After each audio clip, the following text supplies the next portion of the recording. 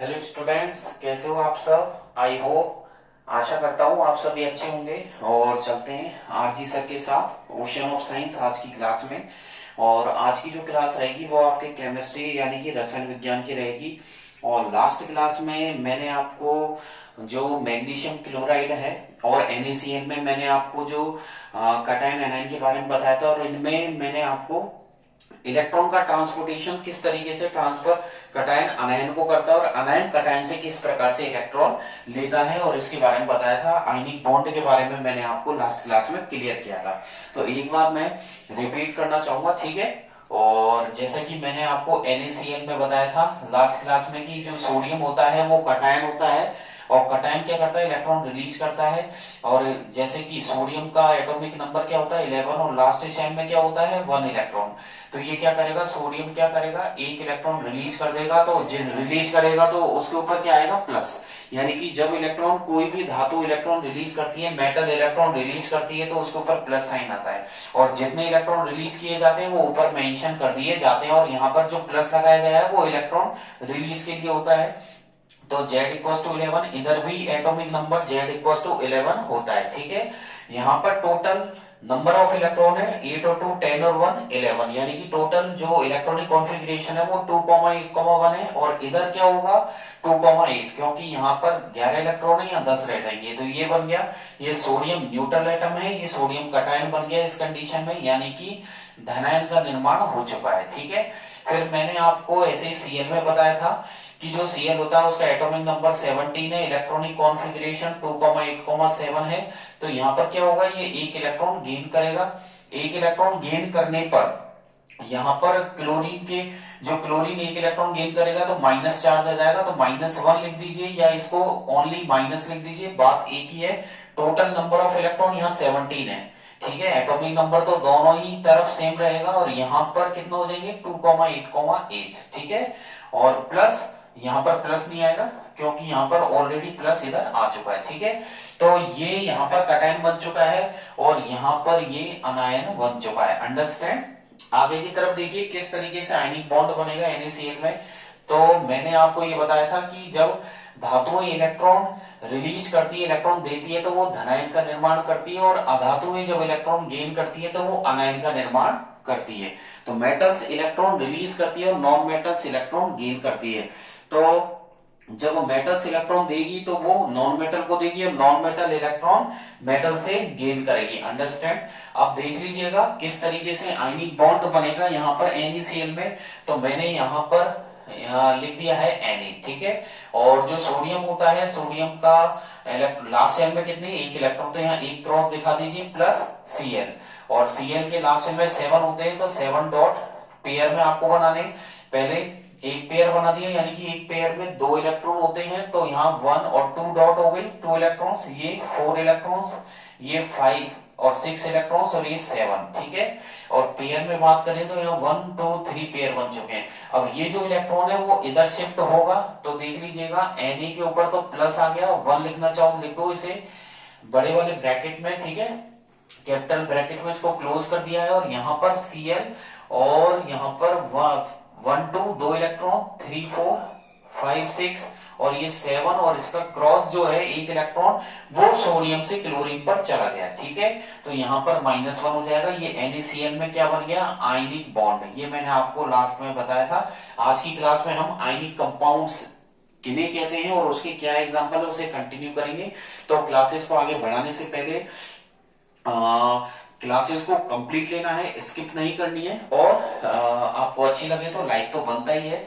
तो चले आयनिक कंपाउंड्स। तो आपके मैंने हेडिंग यहाँ पर डाली है आयनिक कंपाउंड्स, ठीक है। तो यहाँ पर हेडिंग मैंने लिख रखी है आयनिक कंपाउंड्स किसे कहते हैं, यानी कि आयनिक यौगिक कैसे कहते हैं, और उसके क्या दीजिए एग्जाम्पल। तो ये भी यहाँ पर 2 नंबर का क्वेश्चन है, यहाँ पर बोर्ड में आने लायक क्वेश्चन है, अच्छा है, 2 नंबर आपको दिलवा के जाएगा।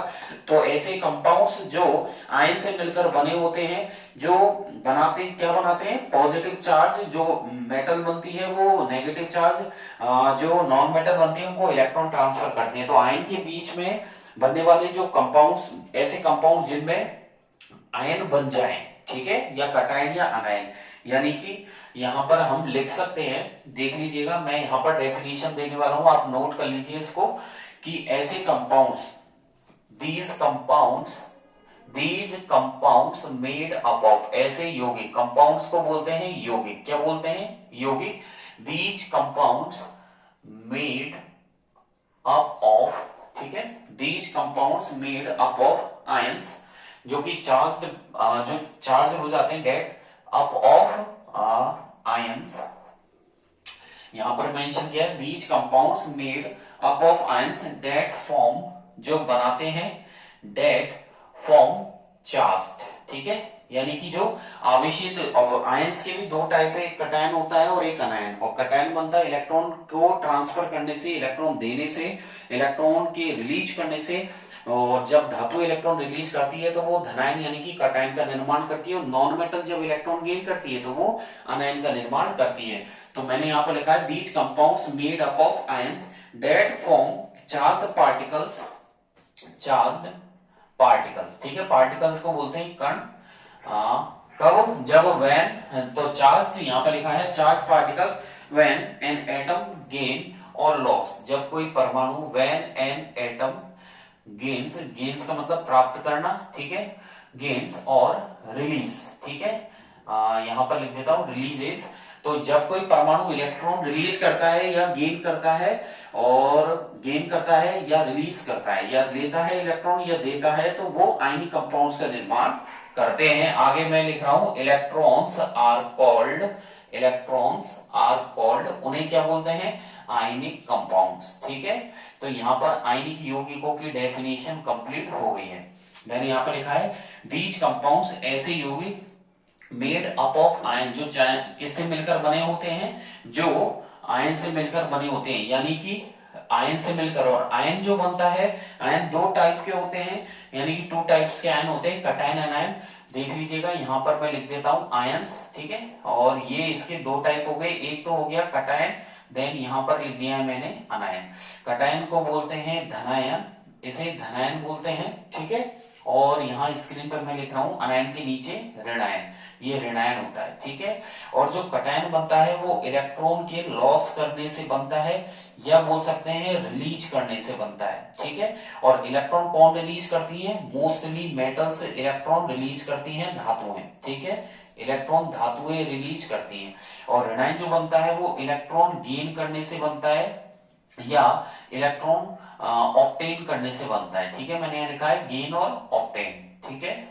और ये जो ऑप्टेन करेंगी वो कौन करेंगी, नॉन मेटल्स करेंगी, कौन करेंगी, नॉन मेटल्स करेंगी, यानी कि अधातुएं करती हैं, अंडरस्टैंड, अधातुएं करती हैं। तो मैंने यहाँ पर लिखा है ऐसे कंपाउंड जो आयन से मिलकर बने होते हैं, और वो चार्ज पार्टिकल बनाते हैं, किस प्रकार के, चाहे वो कटायन हो या अनायन, जब कोई एटम, जब कोई परमाणु इलेक्ट्रॉन रिलीज करता है या गेन करता है, तो वो आयनिक कंपाउंड्स बनाता है, आयनिक यौगिक का फॉर्मेशन करता है। अब यहाँ पर चलते हैं हम एग्जांपल, तो एग्जांपल देखिएगा कौन कौन से, एक तो NaCl में है, ठीक है, एक मैंने MgCl2 आपको बताया था, एक सिल्वर आयोडाइड, ठीक है, AgI, इसका नाम है सिल्वर आयोडाइड, अंडरस्टैंड, यहाँ पर मैं लिख रहा हूं सिल्वर आयोडाइड।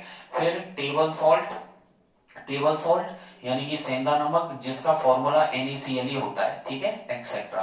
तो देखिए मैंने क्या क्या एग्जांपल दिए, ये हो गया कॉमन सॉल्ट, इसका फॉर्मूला NaCl, और टेबल सॉल्ट, इसका फॉर्मूला भी NaCl ही होता है, ठीक है। तो NaCl, MgCl2 magnesium chloride, then मैंने यहाँ पर लिखा है AgI, ठीक है, यहाँ पर ये सिल्वर आयोडाइड होता है, इसमें ये भी आयनिक कंपाउंड है, ठीक है, आयनिक बॉन्ड बनाता है ये, अंडरस्टैंड। और आगे की तरफ फिर हम पढ़ते हैं, तो ये 2 नंबर का क्वेश्चन है कि आयनिक कंपाउंड किसे कहते हैं, आयनिक यौगिक किसे कहते हैं, उसके 2 एग्जांपल दीजिए, या एक एग्जांपल तो आप बोल देना, ऐसे कंपाउंड्स जो आयन का फॉर्मेशन तो करते हैं, और आयन का फॉर्मेशन तब करेंगे जब कोई परमाणु इलेक्ट्रॉन रिलीज करेगा या इलेक्ट्रॉन लेगा। तो व्हेन एन एटम रिलीजेस और gains electron to form an ions, ठीक है, such compounds having the ionic bond and these compounds are called ionic compounds. तो ऐसे कंपाउंड्स जो आयनिक बॉन्ड तो रखते हैं, और आयनिक बॉन्ड इलेक्ट्रॉन को देने और इलेक्ट्रॉन को लेने से बनता है, ठीक है। तो ऐसे कंपाउंड्स, ऐसे यौगिक जो आयनिक बॉन्ड रखते हैं, उन्हें आयनिक कंपाउंड्स कहते हैं। एग्जांपल आप, मैंने यहाँ पर 4 एग्जांपल दिए हैं, आप कोई से भी 2 एग्जांपल अच्छे से याद कर लीजिएगा। अब हम चलते हैं फिजिकल प्रॉपर्टी, मैं आपको बताता हूं आयनिक कंपाउंड्स की फिजिकल प्रॉपर्टी, ठीक है। अब इनके भौतिक गुणधर्म मैं आपको बताने वाला हूं, तो देख लीजिएगा। भौतिक गुणधर्म बोले तो फिजिकल, उनका नेचर किस तरीके से होता है, उनकी फिजिकल प्रॉपर्टी क्या कहती है। तो जो आयनिक कंपाउंड्स होते हैं, आयनिक यौगिक, उनका जो फिजिकल नेचर होता है वो आयनिक कंपाउंड्स ज्यादातर सॉलिड होते हैं, क्योंकि इसमें स्ट्रॉन्ग फोर्स ऑफ अट्रैक्शन होता है, क्योंकि ये अपोजिटिवली चार्ज होते हैं। तो हम यहाँ पर पढ़ने जा रहे हैं, मैंने यहाँ पर लिख दिया है फिजिकल प्रॉपर्टीज, ठीक है। फिजिकल प्रॉपर्टीज को बोलते हैं यहाँ पर भौतिक गुणधर्म। हम लोग पढ़ने जा रहे हैं, क्या पढ़ने जा रहे हैं, भौतिक गुणधर्म। और भौतिक गुणधर्म हम पढ़ेंगे आयनिक कंपाउंड्स के, ठीक है। तो आयनिक कंपाउंड्स के भौतिक गुणधर्म में पहला जो आता है वो आपके आता है फिजिकल नेचर, ठीक है। तो मैं यहाँ फिजिकल नेचर होता है, और मेल्टिंग पॉइंट होता है, बॉइलिंग पॉइंट भी होता है, सॉल्युबिलिटी भी होती है, ठीक है, इलेक्ट्रिकल कंडक्टिविटी भी होती है। तो ये सारे पॉइंट है। तो पहला पॉइंट हम लेते हैं फिजिकल नेचर। तो मैं यहाँ पर हेडिंग डाल रहा हूँ फिजिकल नेचर, यानी कि इनकी भौतिक प्रकृति किस प्रकार से होती है। हिंदी में भी मैंने यहाँ पर लिख दिया है, स्क्रीन पर नोट कर लीजिएगा आप अच्छे से, फिजिकल प्रॉपर्टीज, ठीक है। कोई डाउट हो तो आप कमेंट बॉक्स में कमेंट कर सकते हैं, पूछ सकते हैं, नो डाउट, ठीक है। फिजिकल नेचर जो होता है कि आयनिक कंपाउंड्स क्या है, सॉलिड होते हैं, ठीक है ना। तो मैं यहाँ पर लिख रहा हूं जो आयनिक कंपाउंड्स होते हैं, आयनिक कंपाउंड्स आर सॉलिड, ठीक है। ये सॉलिड होते हैं यानी कि ठोस होते हैं, ठीक है। ध्यान रखना आयनिक कंपाउंड ठोस होते हैं बिकॉज ये क्या रखते हैं, strong force of it, because of strong, मैंने यहां पर लिख दिया है because of because of strong force of attraction, ठीक है। मैंने यहां लिख दिया है because of strong force of attraction, यानी कि इनमें आकर्षण बल होता है, काफी स्ट्रॉन्ग होता है। और किसके बीच में होता है, बिटवीन द अपोजिटिवली चार्ज्ड एटम्स बोल सकते हैं या चार्ज्ड आयंस बोल सकते हैं, ठीक है। अपोजिटिवली चार्ज्ड आयंस, तो चार्ज आयन जो नेगेटिव और पॉजिटिव जो चार्ज होता है, कटायन एनायन, इनके बीच में क्या होता है, स्ट्रॉन्ग फोर्स ऑफ अट्रैक्शन होता है, ठीक है। और ये क्या होते हैं, जनरली कैसे होते हैं, ब्रिटल होते हैं, ठीक है। और पीसेस में ये ब्रेक हो जाते हैं। तो मैं यहाँ नीचे यहाँ पर मेंशन कर रहा हूं स्क्रीन पर, दे आर जनरली ब्रिटल का मतलब होता है ये भंगुर, यानी कि जैसे भंगुर का मतलब होता है एक तरीके से जैसे नीचे गिर गए, तो जैसे गिलास नीचे गिर जाने पर टूटता है, तो इसी प्रकार ये भंगुर नेचर के होते हैं, ब्रिटल एंड, ठीक है, ब्रेक इनटू पीसेस, ठीक है, नीचे गिरने पर ये टूट जाते हैं। एंड ब्रेक, यहां पर लिख दिया है ब्रेक इनटू पीसेस, ठीक है। तो जैसे कि आयनिक कंपाउंड जो होते हैं ये ब्रिटल होते हैं और ब्रेक इनटू पीसेस में ये ब्रेक हो जाते हैं छोटे छोटे टुकड़ों में। कब, जब इन पर प्रेशर लगाया जाए। आगे लिख रहा हूं मैं, व्हेन प्रेशर इज अप्लाइड, जब इन पर कोई दाब है ना, प्रेशर का मतलब होता है कोई दाब लगाओगे आप, व्हेन प्रेशर इज अप्लाइड। यहां पर यदि प्रेशर लगाया जाए, तो प्रेशर लगाने पर जो आयनिक कंपाउंड्स होते हैं ये ब्रिटल नेचर के होते हैं, छोटे छोटे पीसेस में ये टूट जाते हैं, ठीक है। पहला फिजिकल नेचर कंप्लीट हो गया है। नेक्स्ट चलते हैं एमपी और बीपी की तरफ। तो जो मेल्टिंग पॉइंट और बॉइलिंग पॉइंट होता है किसका, जो आयनिक कंपाउंड्स है, आयनिक कंपाउंड्स का जो मेल्टिंग पॉइंट और बॉइलिंग पॉइंट होता है वो हाई होता है, ठीक है। जैसे पानी का बॉइलिंग पॉइंट जो होता है वाटर का 100 डिग्री सेल्सियस होता है, और आप यदि उसमें नमक डाल दोगे तो वो 100 डिग्री सेल्सियस से ऊपर उसका बॉइलिंग पॉइंट हो जाएगा। तो यहाँ पर हेडिंग में डाल रहा हूं सेकेंड वाली, एमपी एंड बीपी। एमपी का मतलब होता है मेल्टिंग पॉइंट और बीपी का मतलब रहेगा बॉइलिंग पॉइंट। तो इनका जो एमपी और बीपी होता है वो हाई होता है, ठीक है। तो यहां पर मैं लिख रहा हूं आयनिक कंपाउंड्स, यानी कि they have high MP and BP, they have high melting point and BP का मतलब हो गया बॉइलिंग पॉइंट, ठीक है। इनके मेल्टिंग पॉइंट और बॉइलिंग पॉइंट हाई होते हैं। सॉल्युबिलिटी की बात करें तो ये जो आयनिक कंपाउंड्स होते हैं और ये आयनिक बॉन्ड रखते हैं, तो ये वाटर में सॉल्युबल होते हैं, पानी में घुल जाते हैं। लेकिन अगर जैसे कोवलेंट सॉल्युएंट देखें ठीक है। कोवलेंट सॉल्वेंट देखे तो उनमें ये नहीं बोलेंगे। तीसरा चलते हैं सॉल्युबिलिटी, ठीक है।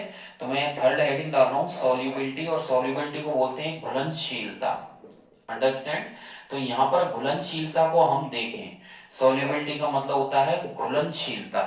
और जो आयनिक कंपाउंड्स होते हैं ये जनरली वाटर में सॉल्युबल होते हैं। तो मैं यहाँ पर स्क्रीन पर लिख रहा हूं दे आर जनरली, ये अक्सर यानी कि सामान्य, they are generally soluble in water, ठीक है। दे आर जनरली soluble यानी कि घुलनशील, soluble को बोलते हैं घुलना, ठीक है। soluble in water, ये अक्सर किस में घुल जाते हैं, वाटर में। तो they are generally soluble in water, ठीक है। एंड आगे और किस में नहीं घुलते हैं, and insoluble, and insoluble, insoluble का मतलब है घुलनशील, ठीक है, यानी कि नहीं घुलना, अघुलनशील। इनसॉल्युबल इन कोवलेंट, ठीक है, covalent solvent, covalent solvent. Solvents का मतलब होता है विलायक, यानी कि ऐसे जैसे कि कैरोसिन हुआ, इस तरीके कैरोसिन, पेट्रोल, उसमें नहीं बोलते हैं कोवलेंट सॉल्वेंट, ठीक है ना। और कोवलेंट सॉल्वेंट का मतलब है कोवलेंट बॉन्ड रखने वाले ऐसे सॉल्वेंट, ऐसे विलायक। कोवलेंट सॉल्वेंट का मतलब है ऐसे जिनमें कोवलेंट बॉन्ड होता है।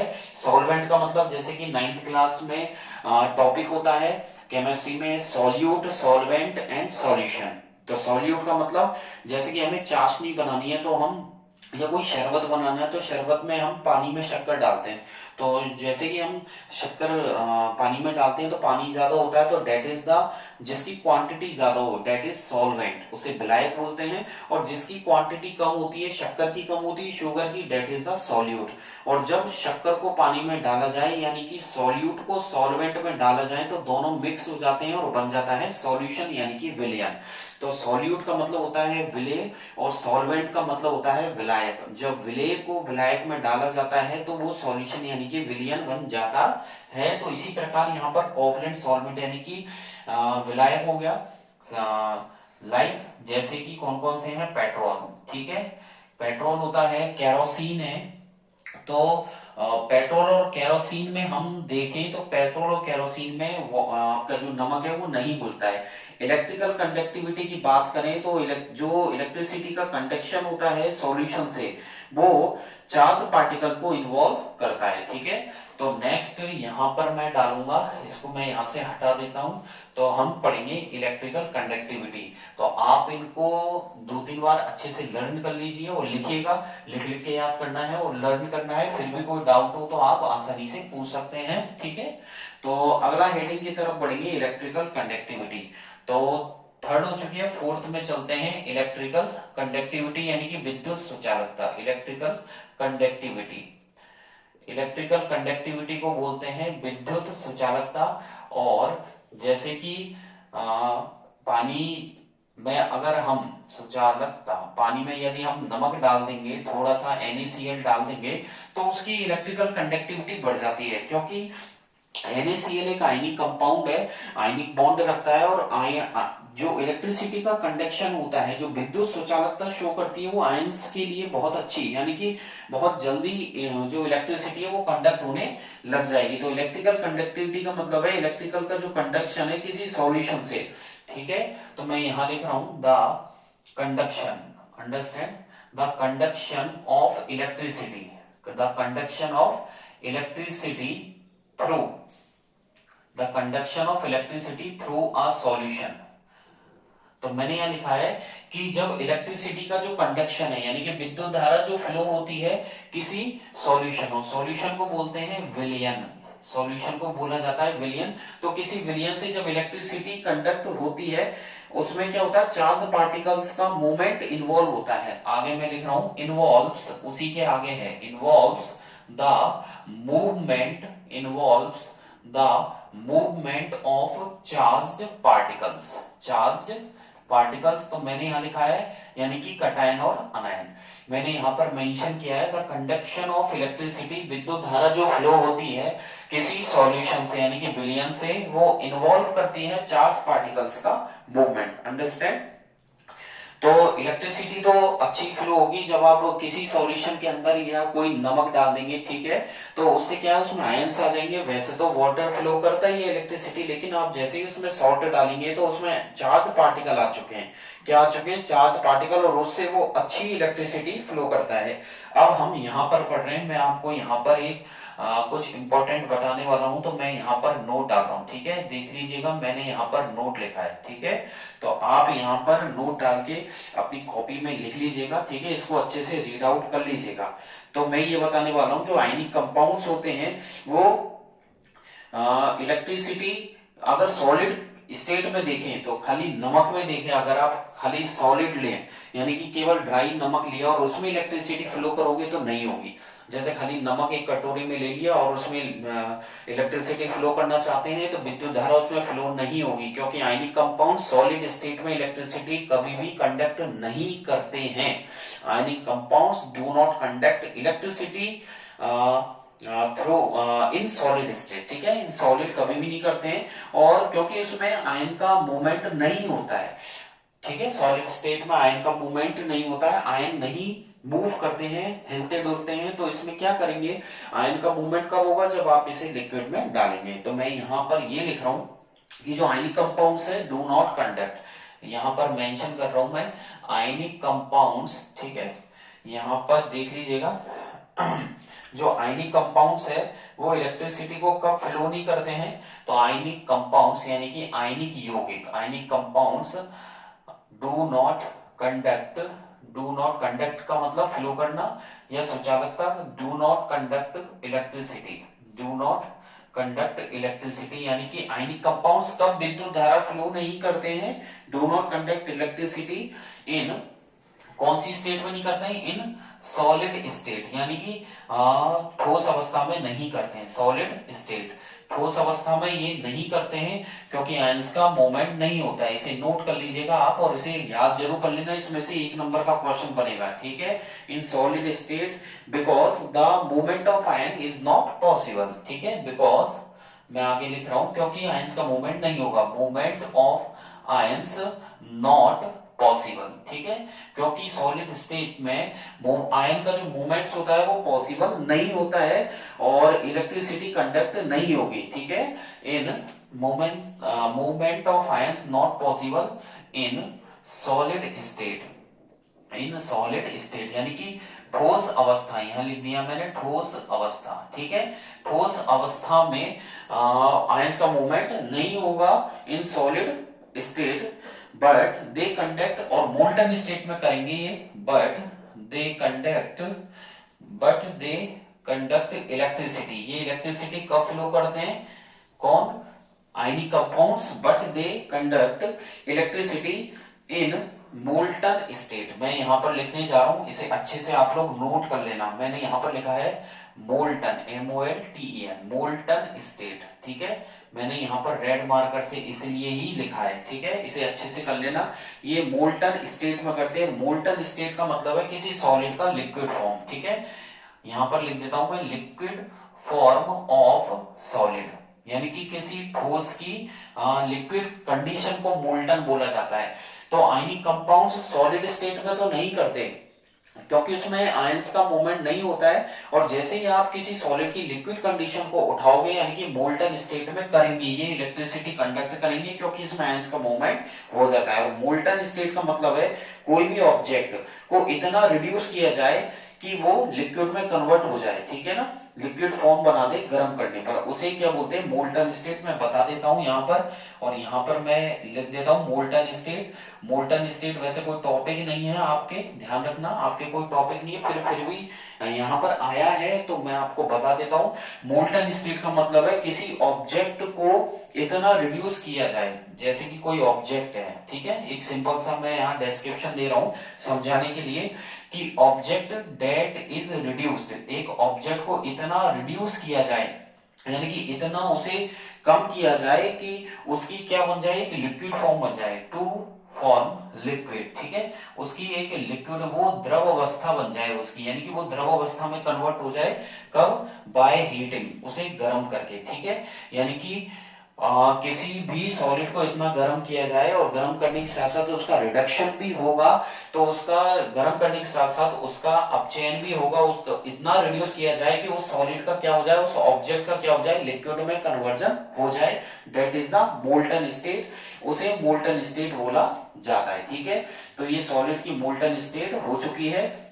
और यानी कि उस सॉलिड का क्या होगा, आप उसको गर्म करेंगे तो उस सॉलिड का कन्वर्जन किस में होगा, लिक्विड में होगा, यानी कि ठोस किस में बदल जाएगा, द्रव अवस्था में बदल जाएगा। तो उसको इतना हीट किया जाए, इतना हीट किया जाए कि उसका रिडक्शन होने के साथ वो सॉलिड किस में कन्वर्ट हो जाए, वो सॉलिड लिक्विड में, यानी कि वो ठोस द्रव में बदल जाए। That is the molten state, उसे मोल्टन स्टेट बोलते हैं। तो यहाँ पर किसी सॉलिड की जो लिक्विड फॉर्म है मोल्टन स्टेट, वह है अगर कोई आयनिक कंपाउंड्स रखता है तो वो इलेक्ट्रिसिटी फ्लो करेगा। ठीक है, अब चलते हैं हम यहाँ पर, ये आपके आयनिक बॉन्ड और आयनिक कंपाउंड्स कंप्लीट हो गए।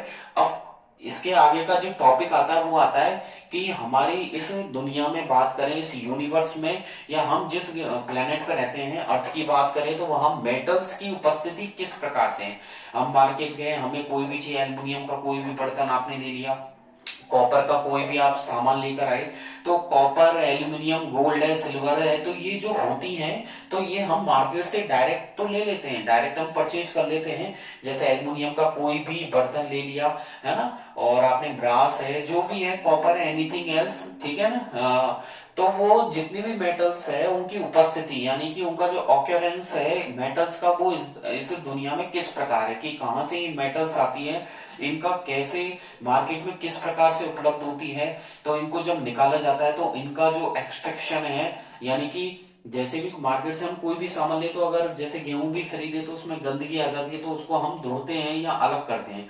तो कोई भी आप मटेरियल मार्केट से ले तो उसका आप क्या करते हैं, उसको सफाई करते हैं, दैट फिर उसको आप अपने काम में लेते हैं डोमेस्टिक पर्पस के हिसाब से।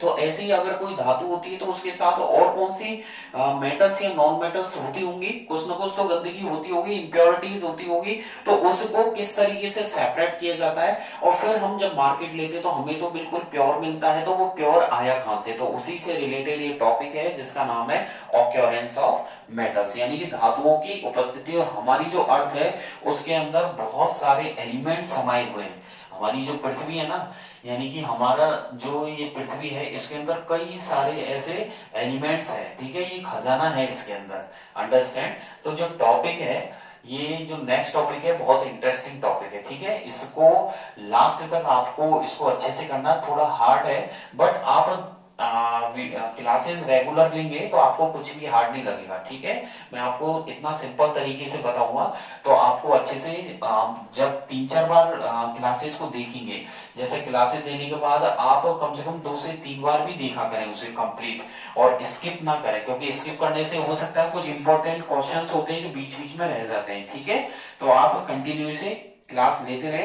तो हमारा जो टॉपिक रहेगा वो रहेगा ऑक्योरेंस ऑफ मेटल्स। तो मैं यहाँ हेडिंग डाल देता हूं, ऑक्योरेंस ऑफ मेटल्स। ठीक है, यानी कि धातुओं की उपस्थिति, और इसके अंदर कई सारे छोटे छोटे टॉपिक्स भी आएंगे, तो हिंदी में भी मैं यहाँ पर मेंशन कर देता हूँ स्क्रीन पर, धातुओं की उपस्थिति। अंडरस्टैंड, थोड़ा हार्ड है क्योंकि आधा चैप्टर तो आपके कंप्लीट हो गया और कुछ रह रहा है, तो इसमें ये टॉपिक आता है, और ये टॉपिक काफी लंबा है। ठीक है, एंड तक यही चलेगा, ऑक्योरेंस ऑफ मेटल, धातुओं की उपस्थिति। और हमारी जो अर्थ है वो, उसके अंदर कई सारे मेजर सोर्स है एलिमेंट्स के।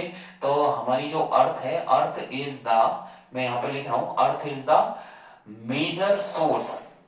मेजर सोर्स का मतलब है हमारी अर्थ में बहुत सारे बड़े बड़े एलिमेंट्स है, मेजर सोर्स ऑफ एलिमेंट्स।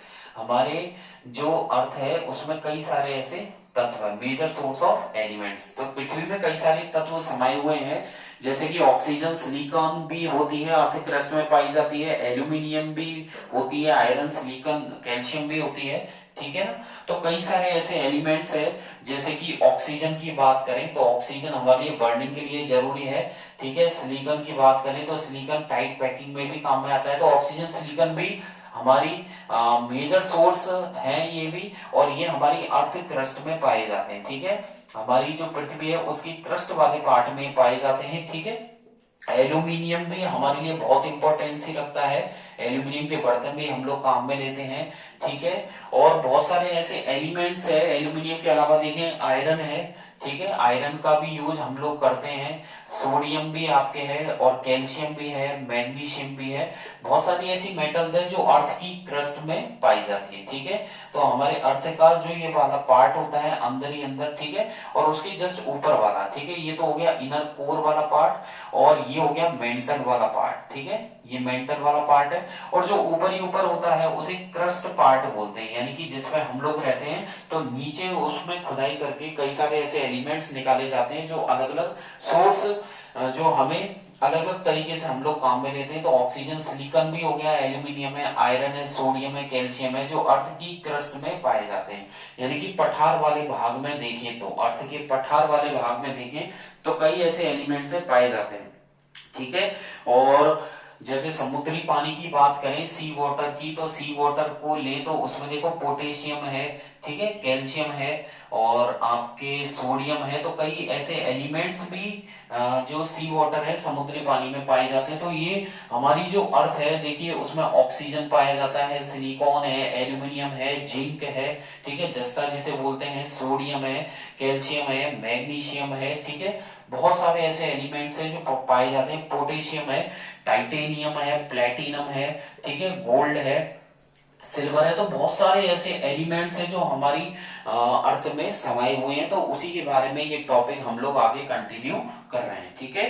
तो सबसे पहले तो हम बात करें ऑक्यूरेंस ऑफ मेटल्स में, सबसे पहले आता है मिनरल, कि मिनरल्स खनिज पदार्थ होते क्या हैं। तो धातुओं की जो कंबाइंड स्टेट होती है उसे मिनरल बोला जाता है। तो सबसे पहला टॉपिक जो निकल के आता है वो आता है मिनरल्स की। खनिज पदार्थों की बात करें कि सर इतने सारे एलिमेंट्स होते हैं, आपको भी नहीं पता होगा, तो इतने सारे एलिमेंट्स है, इतने सारे तत्व हमारी पृथ्वी में अंदर है, जिन्हें निकाला जाता है, फिल्टर भी किया जाता है, यानी कि उनका एक्सट्रैक्शन करते हैं, प्योरिफिकेशन, फिल्टर से मतलब होता है प्योरिफिकेशन करते हैं, देन हम उसे काम में लेते हैं। तो सबसे पहले यहाँ जो छोटा सा टॉपिक निकल के आता है वो आता है मिनरल्स, यानी कि खनिज पदार्थ होते क्या है, मिनरल्स, ठीक है। और यहाँ पर मिनरल्स का मतलब है खनिज पदार्थ, तो मैं यहाँ पर लिख देता हूं खनिज पदार्थ, ठीक, अंडरस्टैंड। तो मिनरल्स का मतलब हो गया खनिज पदार्थ, और खनिज पदार्थ का मतलब ये होते हैं कि जितने भी ये एलिमेंट्स होते हैं, तो किसी मेटल्स की जो कंबाइंड स्टेट है, जो भी धातु होती है वो एक संयुक्त अवस्था में निकलती है, जिसे क्या बोला जाता है, मिनरल्स बोला जाता है, the combined state of metals. तो मैं यहाँ लिख रहा हूं द कंबाइंड, यानी कि संयुक्त अवस्था, द कंबाइंड स्टेट, और कंबाइंड स्टेट को बोलते हैं संयुक्त अवस्था, ठीक है। ऐसे तो है नहीं कि अकेली एक मेटल ही निकले कि भाई यहाँ से खुदाई करो और जिंक निकल जाए, एल्यूमिनियम, इनके साथ कचरा भी निकलता है। जैसे भी हम कई बार हम जैसे नीचे से खुदाई करवाएं और पानी के लिए हम समरसेबल भी खुदवाते हैं, तो उसमें क्या होगा कि पहले मिट्टी आती है, फिर चिकनी मिट्टी, तो तब जाके पानी को भी फिल्टर होने में काफी टाइम लग जाता है। तो ऐसा नहीं है कि डायरेक्ट हमने खुदाई करी और प्योर वाटर हमें मिल गया।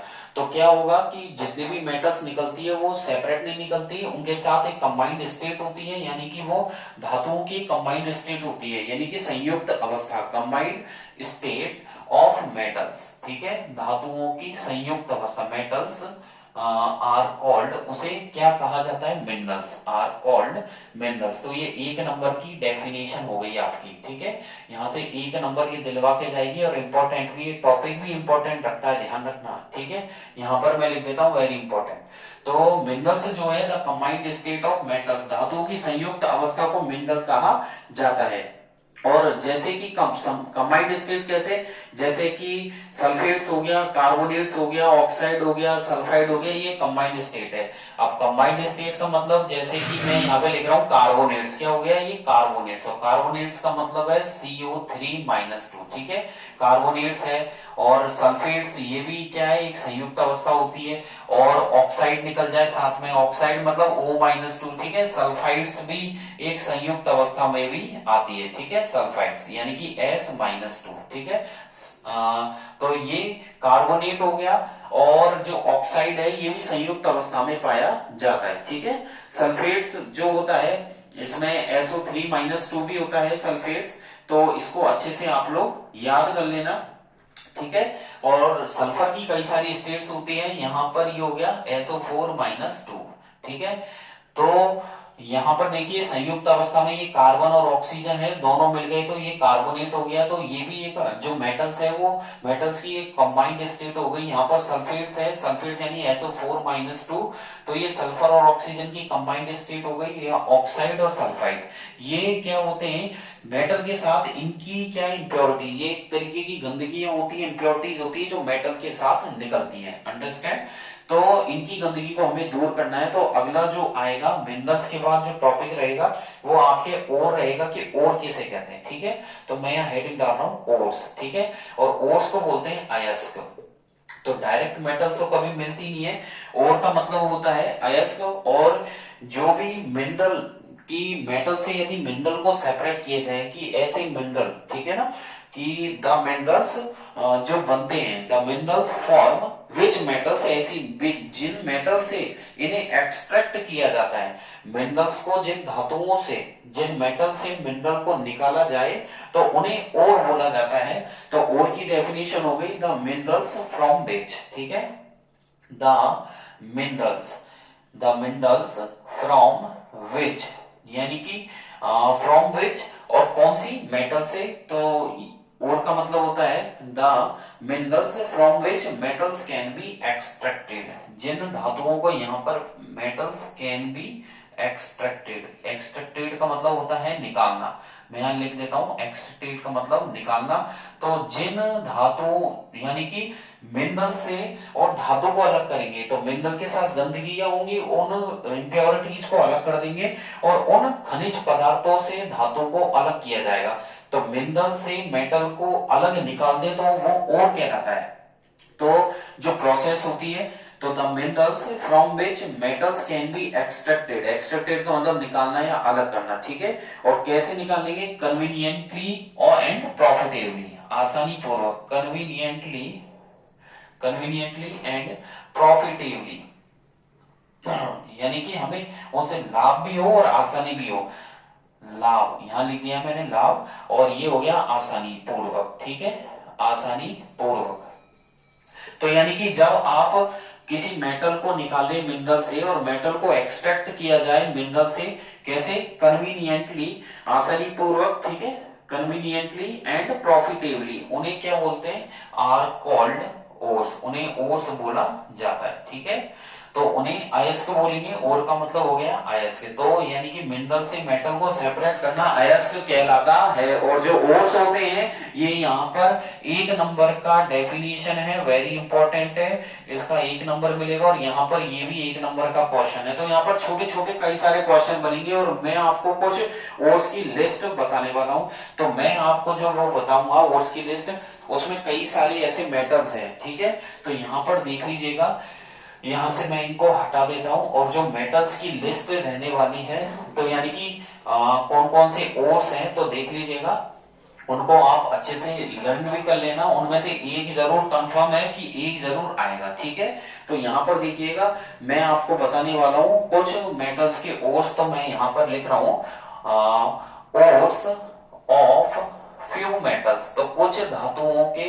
अयस्क। ठीक है, तो मैं यहाँ पर बता रहा हूँ कुछ धातुओं के अयस्क, मैं आपको यहाँ पर धातुओं के अयस्क, तो मैं यहाँ पर कुछ धातुओं के अयस्कों के नाम यहाँ पर आपको बताऊंगा। ठीक है, ओर्स ऑफ फ्यू मेटल्स, तो इसके लिए हमें एक लिस्ट बनानी होगी। पहले तो मैं आपको मेटल्स बताऊंगा, फिर उसके ओर के बारे में बताऊंगा, देन उसका केमिकल कंपोजिशन। तो देखिएगा, सबसे पहले तो हो गया मेटल्स। ठीक है, कौन सी तो वो मेटल है, कौन सी वो धातु है, फिर मैं आपको बताऊंगा उसका ओर्स। ठीक है, यानी कि अयस्क। तो देखिए, सबसे पहले धातु जिंक है, एल्यूमिनियम है, सोडियम है, कैल्शियम है।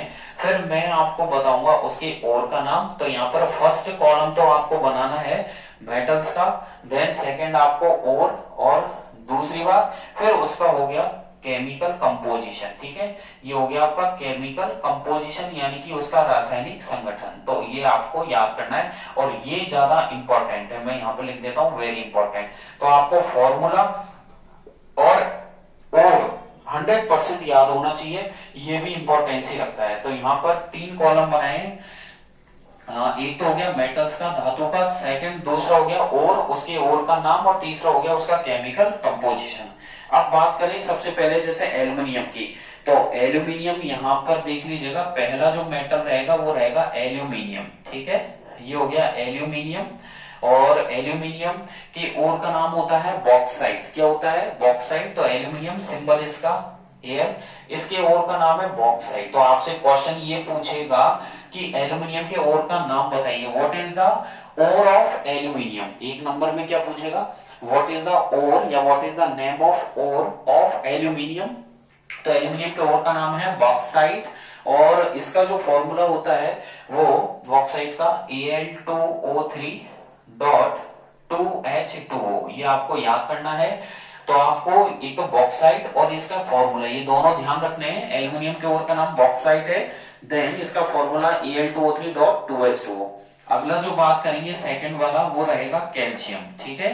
तो कैल्शियम के और दो होते हैं, तो एक तो डोलोमाइट होता है, एक लाइमस्टोन। कैल्शियम इसका फॉर्मूला Ca, इसके दो और होते हैं, एक तो होता है डोलोमाइट, ये आपको याद करना है डोलोमाइट, और सेकंड थिंग जो होता है वो होता है लाइमस्टोन, जिसे चूने का पत्थर बोला जाता है। तो मैंने यहां पर लिखा है डोलोमाइट और दूसरा लिखा है लाइमस्टोन। और डोलोमाइट जो होता है इसका फॉर्मूला आपको याद करना है CaCO3 डॉट MgCO3, ठीक है, क्या रहेगा CaCO3 डॉट MgCO3। और जो लाइमस्टोन है यानी कि चूने का पत्थर, इसका फॉर्मूला CaCO3 रहेगा, ठीक है। आज की क्लास में इतना ही बताऊंगा।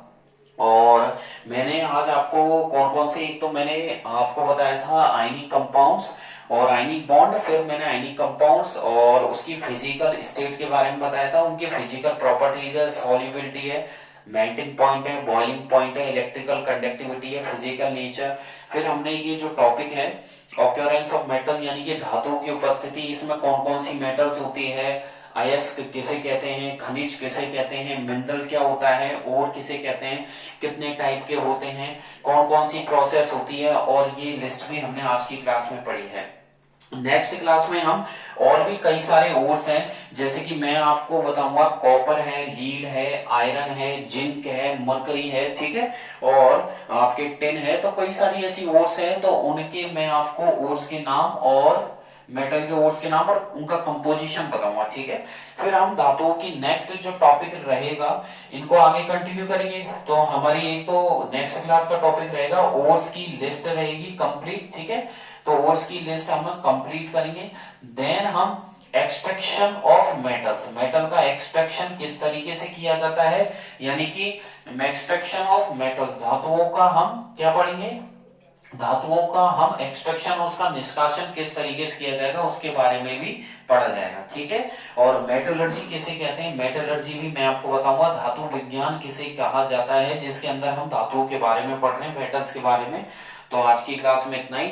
और आपको क्लास बहुत अच्छी लगी हो तो लाइक तो बनता है, और एक बेल आइकन आपको दिख रहा होगा उस पर जरूर क्लिक कर देना। उससे क्या होगा, जितनी भी मेरी क्लासेज हैं, तो अगर जब भी आपकी मेरी क्लास लगती है और जो भी मेरी वीडियोस आती है, तो सबसे पहले आपके पास नोटिफिकेशन आपको मिल जाएगा, जिससे क्या होगा, हमें एनी टाइम हम अलर्ट रहेंगे, ठीक है।